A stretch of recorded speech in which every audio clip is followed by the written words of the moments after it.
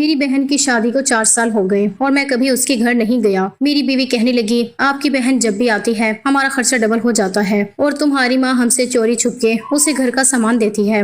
یہ سن کر مجھے اماں پر بہت غصہ آیا۔ اگلی بار جب بہن گھر رہنے کے لیے آئی تو میں نے کچن میں مسالوں کی خوشبو پھیلی ہوئی تھی۔ نازش غصے میں پیاز کاٹ رہی تھی اور ہر کٹ کے ساتھ اس کا ماتھا مزید شکن آلود ہوتا جا رہا تھا۔ میں کچن کے کاؤنٹر سے ٹیک لگائے چائے کے مگ سے اٹھتی بھاپ کو دیکھ رہا تھا کہ اچانک اماں کچن کی دہلیز پر آ کھڑی ہوئی۔ اماں کے ہاتھ میں ان کی تسبیح تھی اور چہرے پر ایک ایسی التجائیہ مسکراہٹ تھی جو مجھے ہمیشہ تھوڑا بے چین کر دیتی تھی۔ اماں نے رک رک کر کہا کہ احمد بیٹا، فوزیہ کا فون آیا تھا، وہ کہہ رہی تھی کہ کل 2 دن کے لیے آ رہی ہے۔ نازش کے ہاتھ میں موجود چھری ایک لمحے کے لیے رک گئی اور اس نے سر اٹھا کر اماں کو نہیں دیکھا بلکہ اپنی نظریں سامنے دیوار پر ٹکا دی۔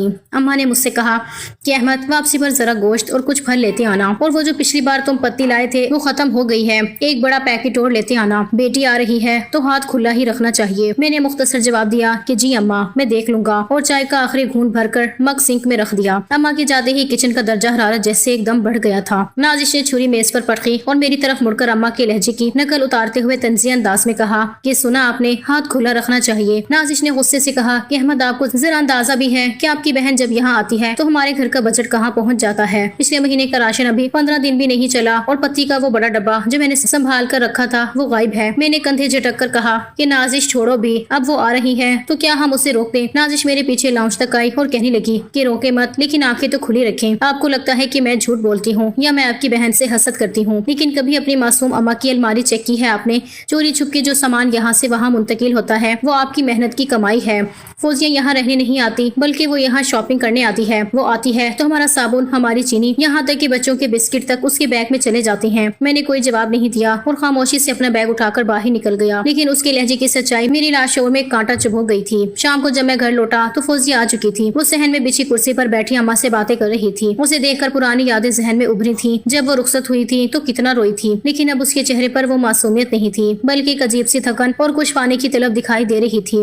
اس نے خوشی سے اٹھ کر مجھ سے پوچھا کہ بھائی آپ آ گئے؟ میں نے اسپاٹ لہجے میں جواب دیا اور نازش کی طرف دیکھا جو دور کھڑی طنزیہ مسکراہٹ سے مجھے دیکھ رہی تھی۔ رات کے کھانے کے دوران میز پر ایک بوجھل خاموشی تھی۔ اماں بار بار فوزیہ کی پلیٹ میں گوشت کی بوٹیاں ڈال رہی تھی اور کہہ رہی تھی کہ کھا لے بیٹی، سسرال میں تو بس دال ساگ ہی کھاتی ہوگی۔ نازش نے فوراً مداخلت کی کہ اماں دال ساگ بھی اللہ کی نعمت ہے۔ ویسے فوزیہ، سجاد بھائی کی دکان کا کیا حال ہے؟ سنا ہے مہنگائی کی وجہ سے گاہک کم ہو گئی ہیں۔ فوزیہ نے نوالا توڑتے ہوئے سر جھکا لیا اور کہا کہ جی بھابی، حالات تھوڑے مشکل تو ہیں، بس اللہ کا کرم ہے۔ نازش نے چبا چبا کر کہا کہ کرم تو ہے ہی، کیونکہ مائکا سلامت ہے۔ کھانے کے بعد میں اپنے کمرے میں تھا کہ مجھے پیاس لگی۔ میں کچن کی طرف جا رہا تھا کہ گیلری میں اندھیرا دیکھ کر رک گیا۔ اماں کے کمرے سے روشنی کی ایک لکیر باہر آ رہی تھی۔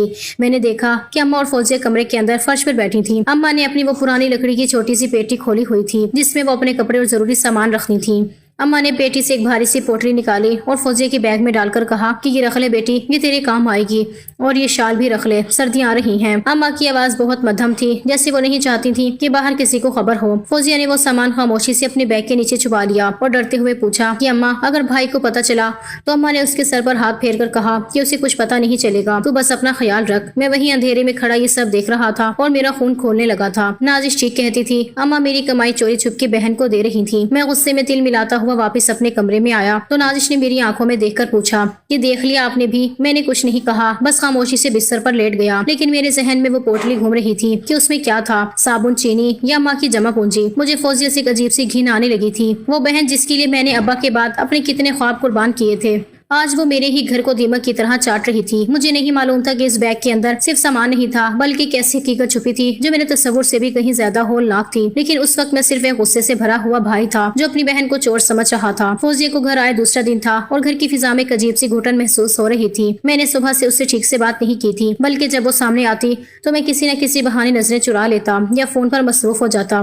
نازش کچن میں تھی اور وہاں سے برتنوں کے ٹکرانے کی آواز اس کے غصے کا پتہ دے رہی تھی۔ اماں بار بار کچن اور لاؤنج کے چکر لگا رہی تھی، کبھی فوزیہ کے بچوں کے لیے کچھ کھانے کو لاتی تو کبھی فوزیہ کے پاس بیٹھ کر اس کا ہاتھ تھام لیتی۔ مجھے یہ سب دیکھ کر ایک عجیب سی چڑ ہو رہی تھی۔ دوپہر کے کھانے پر جب ہم سب میز پر جمع ہوئے تو نازش نے بڑے سلیقے سے بات شروع کی۔ اس نے ایک پلیٹ میں چاول ڈالے اور فوزیہ کی طرف دیکھ کر کہنے لگی کہ فوزیہ، تم تو ماشاءاللہ ہر دوسرے تیسرے مہینے چکر لگا لیتی ہو، لیکن دیکھو احمد کے پاس بالکل وقت نہیں ہوتا۔ 4 سال ہو گئے تمہاری شادی کو اور یہ آج تک تمہارا گھر نہیں دیکھ सके। फौजिया ने नजरें झुका ली और धीमे से बोली कि भाभी, भाई बहुत मसरूफ रहते हैं, उनकी नौकरी बड़ी जिम्मेदारी वाली है। मेरा घर तो बहुत दूर है और गलियां भी छोटी हैं, भाई का वहाँ गुजारा नहीं होगा। अम्मा ने फौजिया की बात काट कर कहा कि नहीं बेटी, ऐसी बात नहीं है, भाई को अपनी बहन के घर जाना चाहिए।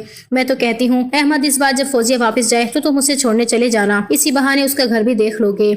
मैंने एक शर्त आह भरी और कहा कि अम्मा, आपको पता है गाड़ी वहाँ नहीं जा सकती और फिर मेरे पास इतना फालतू वक्त नहीं है। फौजिया को जब आना होता है वो खुद आ जाती है, इसलिए उसे मेरी कमी महसूस नहीं होती होगी। मेरे इस जुमले पर दस्तरखान पर एकदम खामोशी छा गई थी। फौजिया का निवाला उसके हाथ में ही रुक गया और उसकी आंखों में नमी तैरने लगी थी। अम्मा ने मुझे घूर कर देखा, लेकिन नाजिश के चेहरे पर एक फातिहाना मुस्कुराहट आ गई थी। खाने के बाद मैं लाउंज में अखबार पढ़ रहा था कि अम्मा मेरे पास आई और सरगोशी में कहने लगी कि अहमद, तुझे ऐसा नहीं कहना चाहिए था, वो तेरी इकलौती बहन है, उसे तेरे प्यार की जरूरत है। मैंने अखबार एक तरफ पटका और कहा कि अम्मा, प्यार अपनी जगह, लेकिन क्या आपको लगता है कि मुझे कुछ पता नहीं चलता? मैंने खुद देखा है कि आप किस तरह चोरी छुप के उसे घर की चीजें दे रही हैं, कभी साबुन, कभी राशन और कभी जाने क्या क्या। अम्मा के चेहरे का रंग उड़ गया था। वो कुछ कहना चाहती थी लेकिन उनके होंठ लरस कर रह गए थे। वो खामोशी से मुड़ी और अपने कमरे की तरफ चली गई। अगले दिन फौजिया के जाने का जिक्र तो हुआ था, लेकिन अम्मा ने उसकी तबीयत की खराबी का बहाना बनाकर उसे 1-2 दिन मजीद रोक लिया था। और यही वो दिन थे जिन्होंने मेरे सब्र का पैमाना लबरेज कर दिया। नाजिश का पारा अब 7वें आसमान पर था, क्योंकि उसे लग रहा था कि फौजिया का यहाँ कयाम हमारे घर के सुकून के साथ साथ हमारे वसाइल को भी चाट रहा है। एक शाम जब मैं ऑफिस से थका हारा लौटा तो नाजिश ने लाउंज में मेरा रास्ता रोक लिया। उसके हाथ में खाली डिबिया थी।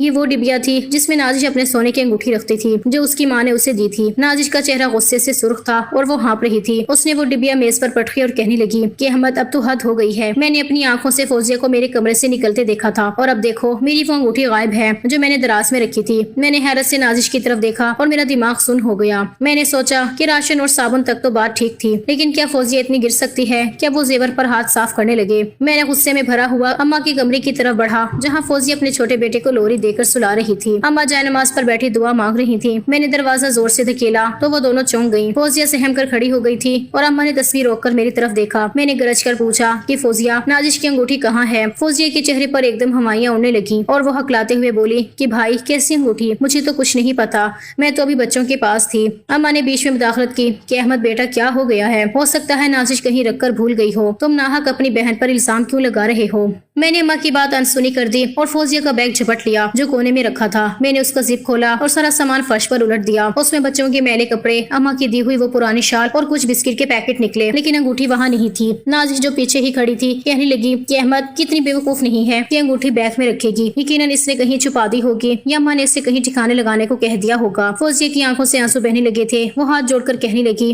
कि भाई, खुदा की कसम मैंने कुछ नहीं लिया, मैं तो यहाँ आपसे मिलने आई थी। मुझे क्या पता था कि मुझ पर चोरी के इल्जाम लगेंगे। मैंने उसकी एक ना सुनी और उसे धक्का देकर पीछे कर दिया और अम्मा से कहा कि अम्मा, आपकी ये लाडली अब इस घर की जड़ें काट रही है। अगर सुबह तक अंगूठी ना मिली तो याद रखें, मैं फौजिया को धक्के देकर बाहर निकाल दूंगा और फिर कभी इस घर का दरवाजा इस पर नहीं खुलेगा। फौजिया रात भर सिसकियां लेती रही थी और अम्मा उसे अपने सीने से लगाकर तसल्लियां देती रही थी। अगली सुबह नाजिश को वो अंगूठी किचन से मिल गई थी तो वो कहने लगी कि देखा, आपके डर से अब दोनों माँ बेटियां यहाँ पर अंगूठी रखी गई हैं ताकि ये जाहिर कर सकें कि अंगूठी तो गुम ही नहीं हुई थी। मैंने तो इसे यहाँ पर नहीं रखा, ये तो मेरे कमरे में थी, तो क्या चलकर यहाँ पर आ गई है? नाजिश अब भी चिल्ला रही थी, मगर मैंने उसे खामोश रहने का कह दिया क्योंकि अंगूठी तो मिल चुकी थी, तो अब किस चीज का वावेला मचाना। फौजिया अब साई की तरह दीवारों से लगकर चलती थी। वो किचन में पानी पीने भी जाती तो नाजिश उसे ऐसे देखती जैसे वो कोई मुजरिम हो। एक दोपहर जब मैं दफ्तर में था तो नाजिश का फोन आया। उसकी आवाज में एक अजीब सी घबराहट थी। वो कहने लगी कि अहमद जल्दी घर आओ, अम्मा अपनी पेटी से कुछ निकाल कर फौजिया को दे रही है और इस बार वो सामान नहीं है, बल्कि मुझे लगता है कि वो अब्बा की कोई पुरानी वसीयत या घर के कागजात हैं। मैंने फोन बंद किया और गुस्से की हालत में गाड़ी घर की तरफ दौड़ाई। मेरे जहन में अब्बा का वो पुराना घर घूम रहा था जो हमने हाल ही में बेचा था और उसके पैसे मैंने बैंक में रखे थे। मुझे लगा कि शायद अम्मा वो रकम निकाल लाई हैं या उससे मुताल्लिका कोई चीज फौजिया को दे रही हैं। जब मैं घर पहुंचा तो सहन में सन्नाटा था। मैं दबे कदमों अम्मा के कमरे की तरफ गया। वहाँ फौजिया जमीन पर बैठी ज़ारो कतार हो रही थी और अम्मा उसके सामने एक पुराना पर्स खोले बैठी थी। उस पर्स में अब्बा की कुछ तस्वीरें और कुछ पुराने कागजात थे। अम्मा फौजिया से कह रही थी कि बेटी ये ले जा और इसे वक्त पर दे देना, वरना बड़ी मुश्किल हो जाएगी। मैंने अब खामोश रहना मुनासिब नहीं समझा और कमरे में दाखिल होकर वो पर्स अम्मा के हाथ से छीन लिया। मैंने देखा उसमें अब्बा के हाथ की लिखी हुई कुछ पर्चियों के साथ कुछ नकदी भी थी। मेरी आंखें खून की तरह सुर्ख हो गईं। मैंने वो पर्स फर्श पर पटका और अम्मा से कहा, क्या बस हो गया है? अम्मा, आप मेरे साथ और कितना धोखा करेंगी? अब्बा की निशानियों को भी आप इस लुटेरे खानदान में बांट रही हैं। फौजिया, तुम अभी के अभी यहाँ से निकल जाओ, मुझे तुम्हारी सूरत भी नहीं देखनी। फौजिया ने मेरी मिन्नतें की, मेरे पैरों को छूना चाहा, लेकिन मैंने उसे झटक दिया और फिर वापस आकर सोफे पर बैठ गया। मुझे लगा कि आज मैंने अपने घर को एक बड़ी मुसीबत से बचा लिया है, लेकिन لیکن میں یہ نہیں جانتا تھا کہ سچ کیا ہے۔ شام کو میں نے دیکھا کہ فوزی اپنا بیگ پیک کر رہی تھی۔ وہ بار بار اپنی آنکھیں صاف کرتی اور پھر بچوں کے کپڑے سمیٹنے لگتی۔ اماں اس کے پاس کھڑی تھی اور بڑے دکھ سے اسے دیکھ رہی تھی۔ نازش کمرے میں آئی اور کہنے لگی کہ دیکھا احمد، اب یہ جا رہی ہے اور کچن سے آج پھر راشن غائب ہے۔ میں نے ابھی چیک کیا ہے کہ جو نیا گھی کا ڈبہ میں لائی تھی وہ آدھا خالی ہے اور چینی بھی کم لگ رہی ہے۔ اماں نے یقیناً اس کے بیگ میں بھر دیا ہوگا۔ میں نے غصے میں مٹھیاں بھینچ لی اور سوچا کہ اس بار میں اسے ایسے نہیں جانے دوں گا۔ میں دیکھنا چاہتا تھا کہ اس گٹھری میں ایسا کیا ہے جو اماں اسے چھپا کر دے رہی ہیں اور فوزی اتنے مان سے لے کر جا رہی ہے۔ مجھے اس وقت اپنی بہن پر ترس نہیں بلکہ غصہ آ رہا تھا کہ وہ اتنی خود غرض کیسے ہو سکتی ہے کہ بھائی کی زندگی میں زہر گھول کر اپنا گھر بھر رہی ہے۔ فوزیہ نے جب جانے کے لیے اجازت مانگی تو اماں نے اسے گلے لگایا اور رو دی۔ فوزیہ نے میرا ہاتھ تھامنا چاہا لیکن میں نے اپنا ہاتھ پیچھے کر لیا اور کہا کہ فوزیہ اگلی بار جب تم آؤ تو یہ یاد رکھنا کہ یہ میرا گھر ہے، کوئی خیراتی ادارہ نہیں ہے جہاں سے تم اپنی مرضی کا سامان اٹھا کر لے جا سکو۔ فوزیہ نے ایک لفظ نہیں کہا، وہ بس خالی خالی نظروں سے مجھے دیکھتی رہی اور پھر اپنا بھاری بیگ اٹھا کر جانے لگی۔ اماں وہیں دہلیز پر بیٹھی تھی اور ان کی آنکھوں سے آنسو نکل رہے تھے۔ مجھے اس وقت لگا کہ میں نے ایک بہت بڑی جنگ جیت لی ہے، لیکن میں یہ نہیں جانتا تھا کہ یہ جیت دراصل میری زندگی کی سب سے بڑی ہار بننے والی ہے۔ فوزی کے جانے کے بعد گھر میں کیسی خاموشی چھا گئی تھی جو سکون نہیں بلکہ خوف پیدا کر رہی تھی۔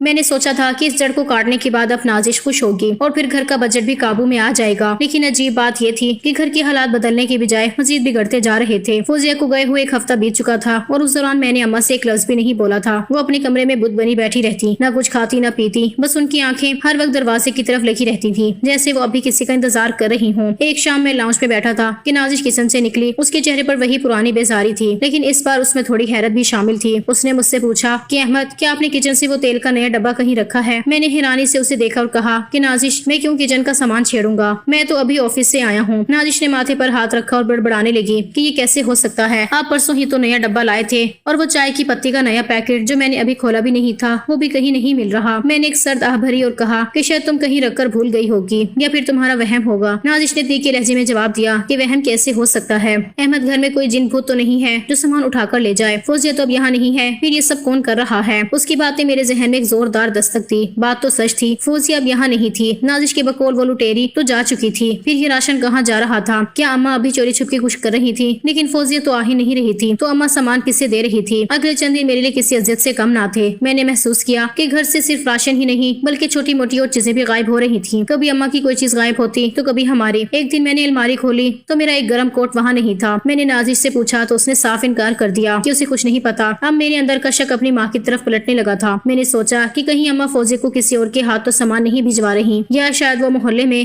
کسی کو دے رہی ہیں۔ میں نے فیصلہ کیا کہ میں خاموشی سے نظر رکھوں گا۔ ایک رات میں نے سونے کا ناٹک کیا اور جب سب سو گئے تو میں دبے قدموں لاؤنج میں آ گیا۔ میرا دل تیزی سے دھڑک رہا تھا۔ مجھے لگا کہ آج میں اماں کو کسی اجنبی کو سامان دیتے ہوئے پکڑ لوں گا۔ آدھی رات کے قریب اماں کے کمرے کا دروازہ آہستہ سے کھلا۔ میں نے دیکھا کہ اماں نے اپنے کندھے پر ایک بھاری سی گٹری لاد رکھی تھی۔ ان کے قدم لڑکھڑا رہے تھے اور وہ دیواروں کا سہارا لے کر چل رہی تھی۔ وہ کچن کی طرف گئیں اور وہاں سے کچھ اور سامان اس گٹری میں ڈالا۔ اماں کی حالت دیکھ کر میرا جی چاہا کہ میں باہر نکلوں اور ان سے پوچھوں کہ یہ سب کیا ہے، لیکن تجسس مجھے روکے ہوئے تھا۔ اماں نے وہ گٹری اٹھائی اور دروازے کی طرف بڑھی جو گلی میں کھلتا تھا۔ میں ان کے پیچھے پیچھے باہر نکلا۔ رات کا اندھیرا گہرا تھا۔ اماں گلی کے کونے تک گئی جہاں ایک پرانی دیوار کے پاس ایک سایہ سا کھڑا تھا۔ میں نے سوچا کہ ضرور یہ سجاد ہوگا یا فوزیہ کو کوئی بھیجا ہوا بندہ۔ اماں نے وہ گٹری اس سائے کے حوالے کی اور دبی آواز میں کچھ کہا جو میں سن نہیں سکا تھا۔ وہ سایہ تیزی سے اندھیرے میں غائب ہو گیا اور اماں وہیں دیوار سے لگ کر ہانپنے لگی۔ میں تل ملاتا ہوا باہر نکلا اور اماں کے سامنے جا کھڑا ہوا۔ میری اچانک موجودگی سے اماں کا برا حال ہو گیا تھا اور وہ سہم کر پیچھے ہٹ گئی۔ میں نے گرج کر پوچھا کہ اماں یہ کون تھا اور آپ یہ سب کسے دے رہی ہیں؟ کیا فوزیہ کی بھوک ابھی تک نہیں مٹی جو آپ رات کے اندھیرے میں اسے یہ سب بھجوا رہی ہیں؟ اماں نے لرزتے ہاتھوں سے میرا بازو تھامنا چاہا لیکن میں نے انہیں جھٹک دیا۔ اماں کی آنکھوں میں خوف نہیں تھا بلکہ ایک ایسی اذیت تھی جو میں سمجھ نہیں سکا تھا۔ وہ صرف اتنا بولی کہ احمد بیٹے، یہ وہ نہیں ہے جو تم سمجھ رہے ہو، ایک دن تمہیں سب پتہ چل جائے گا، بس ابھی مجھ پر بھروسہ کرو۔ میں نے غصے میں کہا کہ بھروسہ کیسے کروں اماں، آپ میرے گھر کو برباد کر رہی ہیں، آپ نے نازش کی زندگی اجیرن کر دی ہے اور اب یہ رات کے اندھیرے میں چوریاں۔ اگر آپ کو فوزی اتنی ہی پیاری ہے تو آپ بھی اسی کے پاس کیوں نہیں چلی جاتی؟ اماں نے جب یہ سنا تو وہ جیسے ساکت ہو گئی۔ انہوں نے ایک لفظ نہیں کہا، بس اپنی جھکی ہوئی کمر سیدھی کی اور خاموشی سے اندر چلی گئی۔ اس رات میں سو نہیں سکا تھا۔ نازش اب ہر وقت مجھ سے لڑنے لگی تھی۔ اسے لگ رہا تھا کہ میں اماں کو نہیں روک پا رہا ہوں اور اماں کا رویہ ایسا ہو گیا تھا جیسے وہ اس گھر میں موجود ہی نہ ہو۔ وہ اب مجھ سے نظریں بھی نہیں ملاتی تھی اور نہ ہی کسی بات کا جواب دیتی تھی۔ گھر میں ایک عجیب سی منحوسیت پھیل گئی تھی۔ مجھے لگا کہ شاید فوزیہ کی بد دعا لگ گئی ہے، لیکن میرا اناپرست دل ابھی یہ ماننے کو تیار نہیں تھا کہ میں غلط ہو سکتا ہوں۔ میں بس اس انتظار میں تھا کہ وہ سایہ دوبارہ کب آئے گا تاکہ میں اسے پکڑ کر سارا سچ اگلوا سکوں۔ غصہ میری رگوں میں دوڑ رہا تھا اور مجھے لگ رہا تھا کہ اب وہ وقت قریب ہے جب یہ سارا تماشا ختم ہو جائے گا۔ گھر کی فضا میرے لیے کسی قید خانے جیسی ہو گئی تھی۔ میں ہر وقت ذہنی دباؤ اور الجھن کا شکار رہنے لگا تھا۔ ایک طرف نازش کے روز روز کے شکوے تھے اور دوسری طرف اماں کی وہ خاموشی جسے سمجھنے کی کوشش میں ہلکان ہو رہا تھا کہ ایک دوپہر میں سر درد کی وجہ سے آفس سے جلدی گھر آ گیا۔ لاؤنج میں سناٹا تھا لیکن اماں کے کمرے سے ان کے سسکنے اور دھیمی آواز میں بات کرنے کی آواز آ رہی تھی۔ میں تجسس کے مارے دیوار سے لگ کر کھڑا ہو گیا تھا۔ اماں فون پر فوزیہ سے بات کر رہی تھی۔ اماں کہہ رہی تھی کہ بیٹی تو ایک بار تو آ جا، احمد اب تجھ سے کچھ نہیں کہے گا۔ میں نے اسے سمجھا دیا ہے، لیکن دوسری طرف سے فوزیہ کی آواز آئی جو فون کا اسپیکر کھلے ہونے کی وجہ سے میں نے صاف سنی تھی۔ فوزیہ روتے ہوئے کہہ رہی تھی کہ نہیں اماں، میں اب کبھی اس گھر کی دہلیز پار نہیں کروں گی۔ بھائی نے مجھ پر چوری کا اتنا بڑا الزام لگایا ہے کہ میری روح تک کانپ گئی ہے۔ میں غریب ضرور ہوں اماں، لیکن چور نہیں ہوں۔ میں اب وہی گھٹ گھٹ کر جی لوں گی، لیکن اب کبھی بھائی کے سامنے نہیں آؤں گی۔ آپ پریشان نہ ہوں، میں اپنے ہی گھر کے پیسوں میں سے کٹوتی کر کے بھائی کا وہ قرض چکاتی رہوں گی جو ابا نے ان کی پڑھائی کے لیے لیا تھا۔ میں اپنی آخری سانس تک وہ قسطیں ادا کروں گی تاکہ میرے بھائی پر کوئی بوجھ نہ رہے۔ فوزیہ کے یہ الفاظ میرے کانوں میں پگھلے ہوئے سیسے کی طرح اترے تھے۔ میرا سر چکرانے لگا اور میرے پیروں تلے سے زمین نکل گئی۔ قرض؟ کیسا قرض؟ میں تو سمجھتا تھا کہ میری پڑھائی ابا کی اپنی جمع پونجی سے ہوئی تھی۔ میں ابھی اسی صدمے میں تھا کہ مجھے اپنے بیڈ روم سے ہنسنے کی آوازیں آئیں۔ میں لڑکھڑاتے قدموں سے اپنے کمرے کی طرف بڑھا۔ مجھے علم نہیں تھا کہ آج میری ساس آئی ہوئی ہیں۔ وہ بہت کم ہمارے گھر آتی تھیں، لیکن آج وہ اپنی بیٹی کے ساتھ بیٹھی کہی لگا رہی تھی۔ میں دروازے کے پاس پہنچا تو نازش کی آواز آئی جو اپنی ماں کو بڑے فخر سے بتا رہی تھی کہ دیکھا امی کیسے میں نے اس چڑیل کا راستہ صاف کیا ہے۔ وہ جب بھی آتی تھی میری ساس اسے کچھ نہ کچھ اٹھا کر دے دیتی تھی اور احمد کو لگتا تھا کہ وہ سامان چوری کر رہی ہیں۔ میں نے ایسا جال بنا کہ اب اس کا آنا ہی بند ہو گیا ہے۔ اب احمد کو مجھ پر بھروسہ ہے۔ اب میں آرام سے گھر کا راشن آپ کے گھر بھجواتی رہوں گی۔ آخر آپ کا بھی تو اس گھر پر حق ہے نا۔ میری ساس نے ہنستے ہوئے جواب دیا کہ جیو میری بیٹی، تم نے تو کمال کر دیا، ورنہ وہ نن تو جونک بن کر چمٹی ہوئی تھی۔ میرے سینے میں جیسی آگ لگ گئی۔ میں نے دروازہ زور سے کھولا تو دونوں ماں بیٹی کے چہروں سے رونق ایک دم غائب ہو گئی۔ نازش اچھل کر کھڑی ہو گئی اور ساس کی زبان تالوے سے چپک گئی تھی۔ میں نے دھاڑ کر کہا کہ تم یہ سب کر رہی تھی، تم نے میری بہن کو رسوا کیا تاکہ تم اپنا گھر بھر سکو۔ نازش نے ہکلاتے ہوئے کہا کہ احمد میری بات تو سنے۔ میں نے اسے ایک زوردار تھپڑ رسید کیا اور کہا کہ ایک لفظ مت بولنا، تم نے ایک پاکیزہ رشتے میں زہر کھولا ہے۔ پھر میں دیوانوں کی طرح دوڑتا ہوا اماں کے کمرے میں گیا اور ان کے قدموں میں گر گیا۔ میرا پورا وجود ندامت سے کانپ رہا تھا۔ میں نے روتے ہوئے پوچھا کہ اماں مجھے بتائیں یہ قرض کیسا ہے اور فوزیہ کیوں پیسے دے رہی ہے؟ اماں نے تڑپ کر میرا سر اٹھایا اور مجھے سینے سے لگا لیا۔ وہ کہنے لگی کہ احمد بیٹا، تیرے باپ نے جب تجھے انجینئرنگ کروانی تھی تو ہمارے پاس پیسے نہیں تھے۔ انہوں نے اپنے ایک دوست سے بہت بڑا قرض لیا تھا۔ ابا کے جانے کے بعد وہ لوگ اب تقاضا کر رہے تھے۔ تو ہمیشہ یہ کہتا تھا کہ میں تمہاری ہر چیز بہن کو دے دیتی ہوں۔ مجھے ڈر تھا کہ اگر میں تجھے بتاؤں گی تو اپنی بہن کو مزید برا سمجھے گا۔ فوزیہ نے مجھ سے وعدہ لیا تھا کہ وہ اپنے سسرال میں اپنی ضرورتیں کاٹ کر یہ قرض اتارے گی۔ وہ جو سامان میں اسے دیتی تھی وہ تو اس کی محنت کا صلہ بھی نہیں تھا۔ احمد وہ تو اپنے بھائی کی عزت بچانے کے لیے خود کو چور بنوا بیٹھی۔ میں دھاڑے مار کر رونے لگا تھا۔ مجھے اپنی اوقات نظر آ رہی تھی کہ میں جس بہن کو لٹیرا سمجھ رہا تھا وہ میرے لیے اپنے سکھ بیچ رہی تھی۔ میں واپس اپنے کمرے میں آیا جہاں نازش اپنا بیگ سمیٹ رہی تھی۔ اس نے روتے ہوئے کہا کہ احمد مجھ سے غلطی ہو گئی، مجھے معاف کر دیں۔ میں نے نفرت سے اس کی طرف دیکھا اور کہا کہ نہیں نازش، یہ غلطی نہیں ہے، یہ تمہاری فطرت ہے۔ تم نے میری ماں کا سکون اور میری بہن کی عزت نیلام کی ہے۔ ابھی کے ابھی یہاں سے چلی جاؤ، میرا تمہارا کوئی رشتہ نہیں۔ ساس نے بیچ میں بولنا چاہا لیکن میں نے انہیں خاموش کروا دیا۔ نازش جب روتے ہوئے باہر جانے لگی تو اماں نے اس کا راستہ روک لیا۔ اماں نے نحیف آواز میں کہا کہ احمد اسے مت نکالو، یہ بھٹک گئی تھی، اسے معاف کر دو۔ اگر تم اسے نکالو گے تو فوزیہ کبھی خوش نہیں ہوگی۔ وہ کہے گی کہ اس کی وجہ سے اس کے بھائی کا گھر اجڑ گیا۔ میں نے اماں کی طرف دیکھا، ان کی ممتا ابھی اس عورت کو معاف کر رہی تھی جس نے ان پر چوری کا الزام لگوایا تھا۔ میں نے نازش کی طرف دیکھ کر کہا کہ صرف اماں کی وجہ سے تم یہاں رک سکتی ہو، لیکن یاد رکھنا آج کے بعد اس گھر کی مالک میری ماں ہے اور میری بہن اس گھر کی عزت ہے۔ نازش فرش پر بیٹھ کر اپنی اوقات پر رونے لگی تھی۔ مجھے احساس ہوا کہ زندگی میں ہر وقت ماں اور بہن غلط نہیں ہوتی، کبھی کبھی وہ بیوی بھی غلط ہو سکتی ہے جسے ہم آنکھیں بند کر کے سچا مان لیتے ہیں۔ میں نے اسی وقت فوزیہ کو فون کیا اور اس کے پاؤں پکڑ کر معافی مانگنے کا عہد کیا، کیونکہ سچ تو یہ تھا کہ اس گھر کا ایک حصہ میری بہن کی قربانیوں کا قرض دار تھا۔ میں ساری کہانی سمجھ گیا تھا۔ فوزیہ کو اپنے سسرال سے جو خرچہ ملتا تھا وہ ان پیسوں سے قرض ادا کرتی تھی اور اسی لیے اماں میرے گھر سے کچھ سامان اٹھا کر اسے دے دیتی تھی تاکہ اس کا گھر بھی چلتا رہے، لیکن زیادہ تر سامان تو میری بیوی اپنے مائکے پہنچا رہی تھی اور سارا الزام میری ماں اور بہن پر دھر رہی تھی۔ مگر اب سب کچھ آنکھوں کے سامنے تھا اور میں نے سوچ لیا تھا کہ میں کبھی بھی اپنی بیوی کی باتوں میں نہیں آؤں گا۔